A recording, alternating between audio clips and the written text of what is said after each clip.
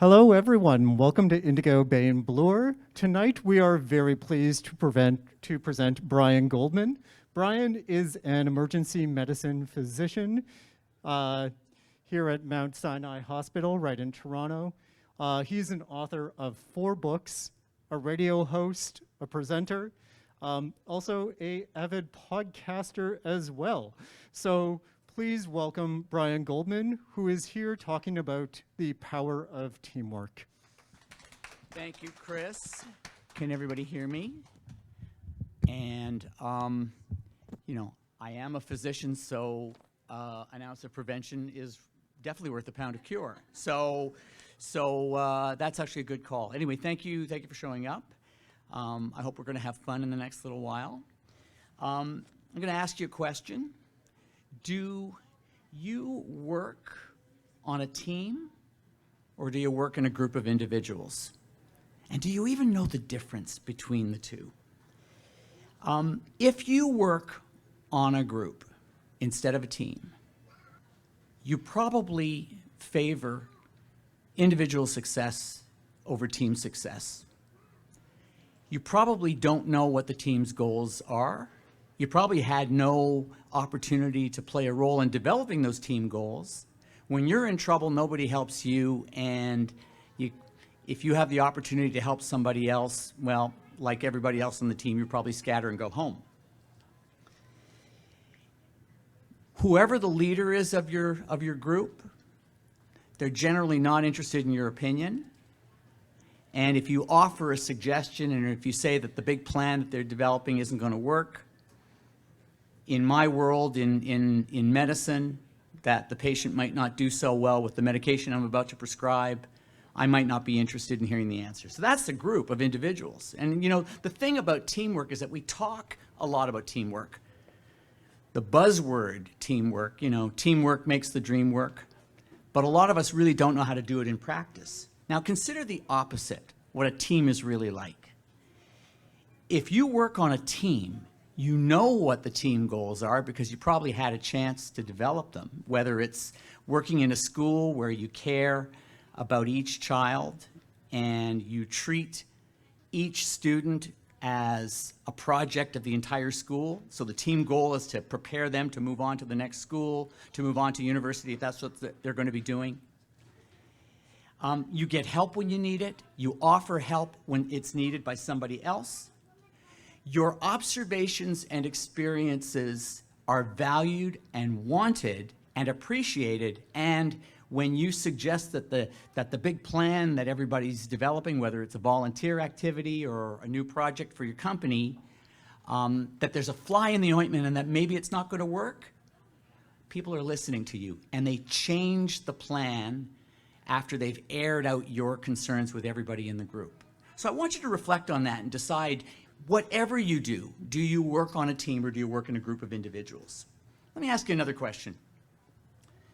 Are your group meetings the place where great ideas go to die? I've worked in a lot of groups that are just like that, where somebody suggests an idea and somebody says, we tried it last year and it didn't work.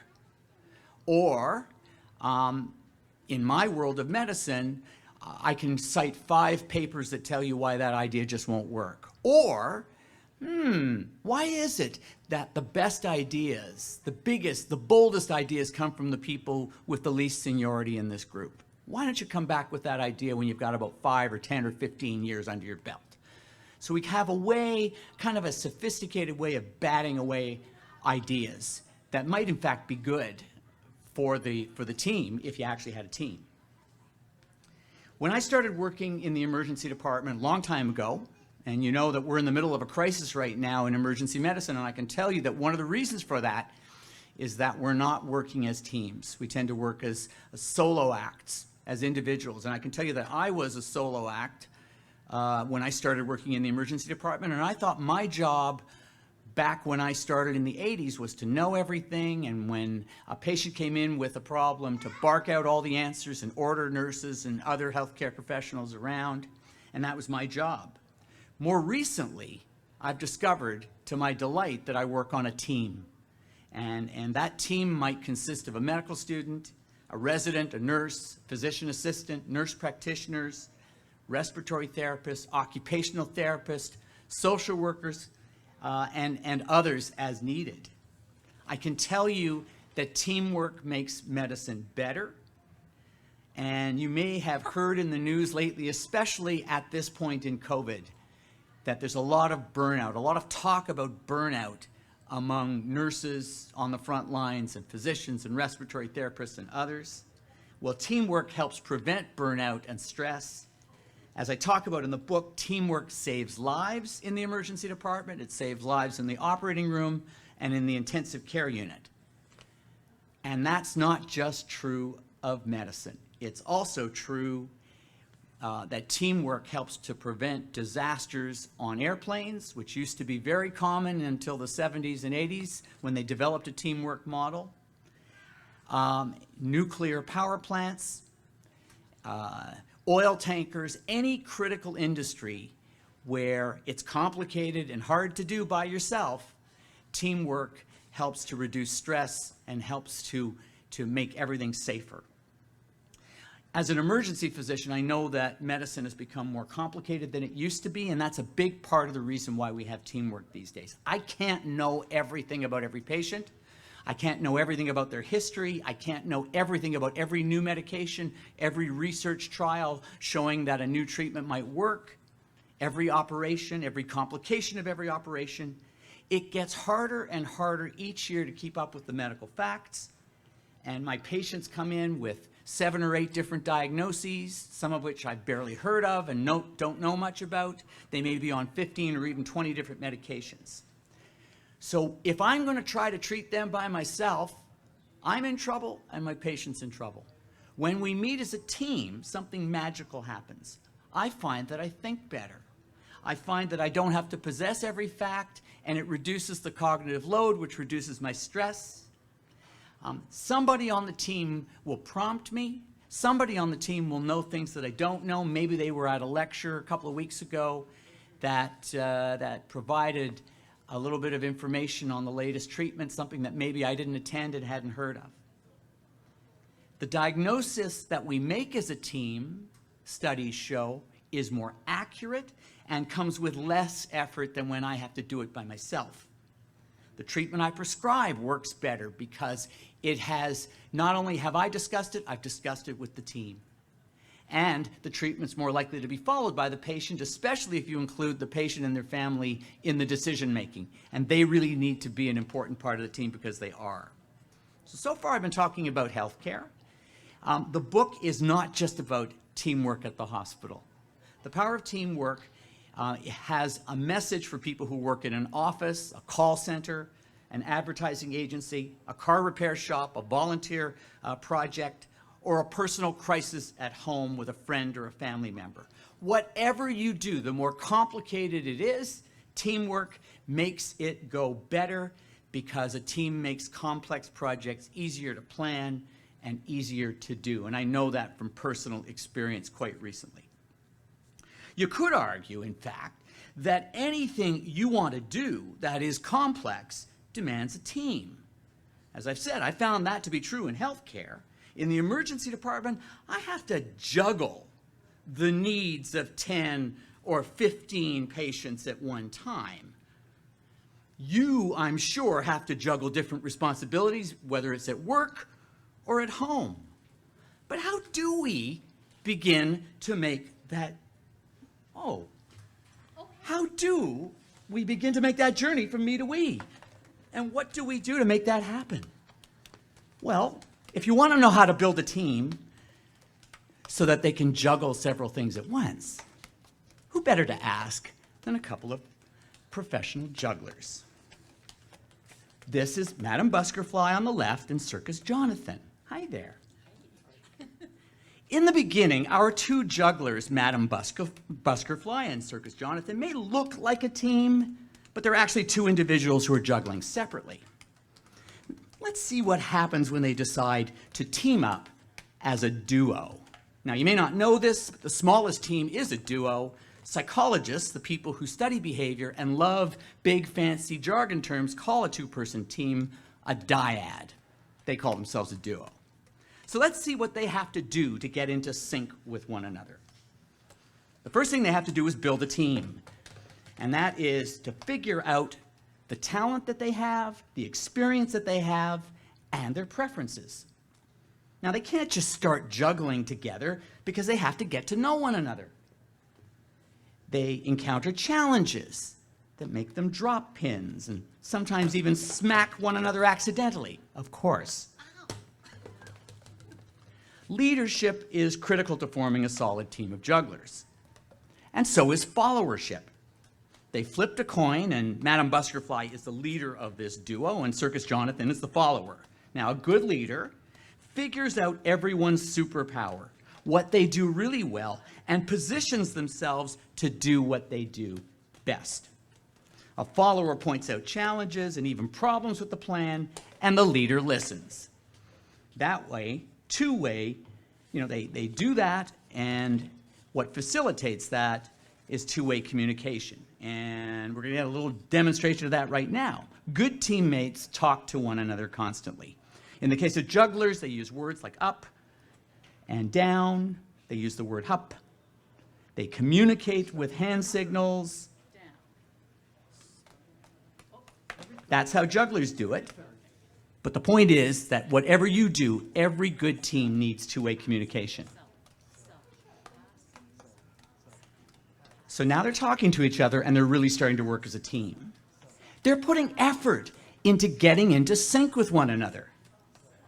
A more experienced juggler might move closer to one who's just learning. These two are professionals, but in that case, what if you had a novice and you had an experienced juggler? Well, the experienced juggler might move a little closer to the newbie to make it easier for them to pick up the pins. They might change their angle. The idea is to prime the less experienced one to do well so the team does well. And whatever you do, a good leader does exactly that. They prime you to succeed even if you're new to the team. Instead of juggling 6 pins, they might juggle 3 pins. Or they might mostly juggle as individuals and then every once in a while, share a pin just to look like they're juggling as a team when in fact they're mostly juggling together. The effort that you're seeing right now in a very short example is what psychologists call the coordination cost. Whether you work in an office, a clinic, a sports team, or a car repair shop, you have to put the time and effort into building a great team. In workplaces that have high turnover, sometimes they decide it's not worth the effort to train the newbies. I work in a hospital where we train residents and students, and sometimes the working conditions are so stressful that we decide that we don't have time to develop teamwork. The problem with that is that the person who leaves our rotation to move on to the next one hasn't learned the principles of teamwork. It's better if we teach them teamwork so that when they go to their next rotation, they know all about teamwork, and when a newbie comes to our rotation, they've already learned about it and they're ready to fit in. Well, you notice something really neat starting to happen. If you pay that coordination cost, that time, that effort, researchers say that something magical starts to happen. Well, and sometimes it doesn't, but that's okay. Practice makes perfect. Madame Buskerfly and Circus Jonathan have begun to achieve a state called... We're almost at the flow. We're almost at flow. We're almost at flow. I'm actually getting ahead of you guys. Okay. Okay. Yes, we are all prisoners of gravity here. Okay. But this is the point. It takes the effort. And these two guys are two professional jugglers who don't work with one another. They're still talking. See if you can start to notice something magical happening. It's a state called flow. Ultimately, they're going to get into a state where they're in sync with one another so that the juggling looks effortless. Nice. Very nice. Want to do one more little bit? Sorry? Do you want to do one more little bit? Sure. Just for another 30 seconds because I want to get to the last little bit. The reason why I wanted to is that there's a bit of cool science around this. There's a psychologist I interviewed who's in the book who researches teamwork in, of all people, jugglers, and found that if you do MRI scans on two jugglers who are in sync with one another, guess what? The same parts of their brains light up together. They experience as well a sense of pleasure that teams feel when they win a championship, and what healthcare professionals like me feel when we save a life in the emergency department, when surgeons separate Siamese twins or transplant 2 lungs and a heart. And nice. How about a nice hand from Adam Buskerfly and Circus Jonathan? That's a cool demonstration. In the world of medicine, teamwork makes diagnosis and treatment better and saves lives. In the world of business, teamwork increases your profit margin and makes for happier employees. In sports, teamwork obviously builds champions. You've all heard of teams that are collections of stars that haven't gelled together as a team.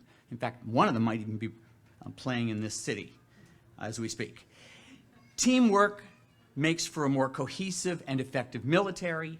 Even in a hierarchical system where you have a command and control kind of structure, at schools, teamwork increases student success.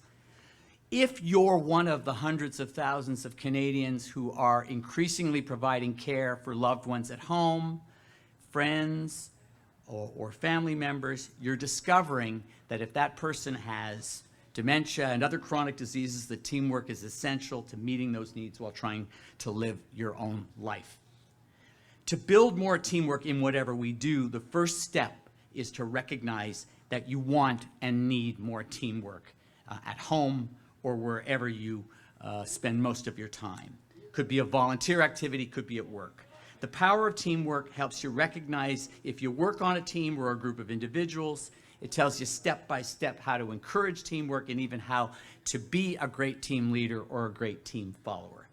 If you take that first step, you will discover just how much teamwork can become your superpower. Thank you very much, and if you have questions, I'll be happy to answer them.